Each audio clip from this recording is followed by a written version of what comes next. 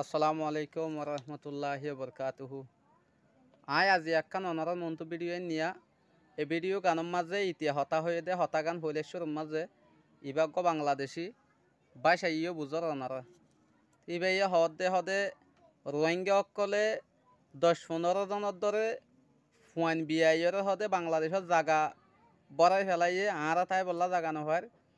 ইয়ার বাদে শৈল ভাত বাজার সাজার বেগ মহঙ্গা করে ফেললে দাম বাড়াই ফেললে শুকুরিয়া সড়ক কান জাগা মাঝে আরা আসছি ফুয়াইন সুয়াইন বেশি হিসাবে জনগণ বেশি হিসাবে জাগা পড়ি গিয়ে কিন্তু ইতে একখান আরেকখান হতা হয়ে দে হদে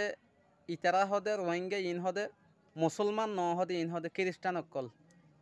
ইন হদে আর এই রোহিঙ্গারা বাংলাদেশে আসার পর একের পর এক বাচ্চা কাচ্চা জন্ম দিচ্ছে। আমরা নিজেরাই চলতে পারি না বাংলাদেশে। এই রোহিঙ্গারা 8টা 10টা 15টা বাচ্চা কাচ্চা জন্ম দিয়ে বাংলাদেশে ভর্তি করে ফেলাইছে। কারণ আমরা নিজেরাই থাকতে পারি না বাংলাদেশে বাংলাদেশে নিজেরাই জায়গা নাই, আমরা তো গড়গন বারগন সেই জায়গাটাও পাই না। এই রোহিঙ্গারা বাংলাদেশে আইসা 15-20 টাকার বাচ্চা কাচ্চা জন্ম দেয়া দেশের চাউল ডাউল সব কিছু দাম বাড়াইছে, এমনকি বাংলাদেশের খায় বাংলাদেশের বদনাম করে এবং দেশের সরকার বিরুদ্ধে কথা বলে। এমন আমাদের আলেমদেরও তারা গালি করে। এরা তো আমি তো মুসলিম তো মনে করি না, ওরা তো আসলে খ্রিস্টানের পর্যায়ে পড়ে, ওর মানবতা বলতে কিছুই নাই। আমি যে সরকার হইতাম এটা সব গুলি করে মারতাম, একটা বাংলাদেশে থাকতে দিতাম না। যিনি পাইতাম হিনাই আমি পিটাইয়া মারতাম, আগুন দিয়ে পুরা মারতাম, হিটলারের মতো করতাম। বাংলাদেশের আলেমকলরের মানুষের বিরুদ্ধে হতাহ আলেমকলর গাইলি তাহলে আর তো আলেমকলরে বাংলাদেশের আলেমরে গাইল হতে দি আর তো মলসাফকলে উজর কল ওয়াজ গল্য দেওয়া ফৈলেশ্বর মাঝে বাংলাদেশের প্রশাসনের তুলে জনগণের তুলে প্রত্যেকজনের শুক্রিয়া করে ধন্যবাদ দে তুই আনল্লা বলি আরও হতা হয়ে দেখি হদে ইতারা হদে রোহিঙ্গা ইন তো হদে হন কিছু বাসা নাই ইন হদে খ্রিস্টান হদে ইনরে আর কান হতা কি হয়ে আয় যদি কে সরকার হইতাম বলি আয় যদি কে দেখো হামত্তা হইতাম বলি ইনর গুলি মারি ফেলাইতাম, ইনরে কি করে ফেলতাম মারি ফেলাইতাম, অন্দরা দিয়ে ফেলাইতাম ক্যাম্পর মাঝে ইনরে এটা থাইতে নদীতাম ফুরাই ফেলাইতাম এন হয়ে তাহলে হাজ করি ওরে হনকিয়ে প্রতিবাদ নগরে মনে হইলে এ হতা ইনম মাঝে বেগুন বাদযোগ্যই রোহিঙ্গা অকলে ফুয়াইন 10-12 জন এদিন শুধু বাংলাদেশত আয় যদি কেউ এদিন লইলে ইয়ার আগর ইতিহাস চাই বাদে ইয়ার আগতো ক্যাম্পত আইবার আগতো এক ঘরের মাঝে 10 জন 12 জন 15 জন 20 জনের তো আছে দিন ইয়ার ক্যাম্প রাশন হাইল নাকি নহা তাহলে এটা তো মনে করো তোমার বাংলাদেশের মানুষের তো শিখি 3 জন 4 জনের তো নোয়া আগর 10 জন আসছিল মানে কি এখন জিন নাকি এটা ওর নহলে 2-3 নইলে ওর দে তাহলে আগর 10-20 জন 15 জন দিন আসছিলেন দেশত তাইতে হইল দে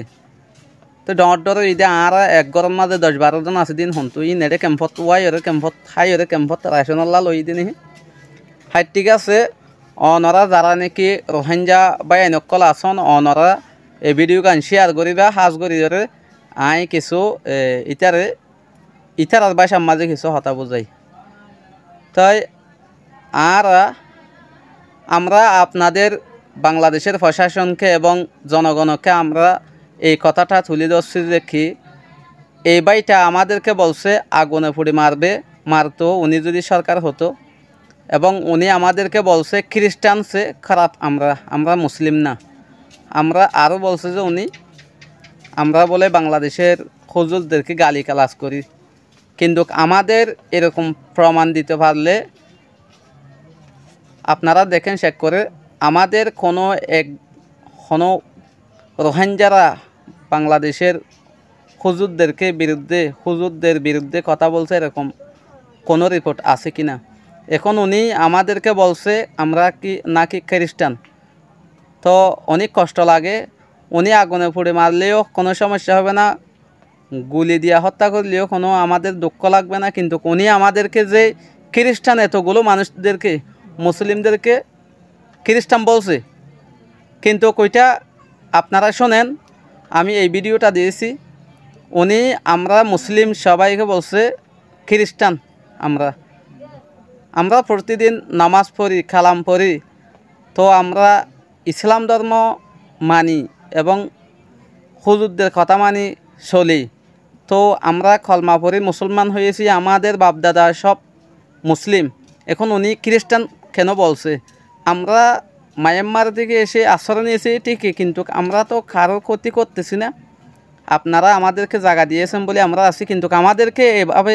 খ্রিস্টান ডাকার অধিকার কে দিয়েছে? আমরা তো মুসলিম। ওনার কোনো কথাতে বাধা দেয় নাই যে আমাদেরকে সরাসরি বলছে যে আমরা নাকি খ্রিস্টান।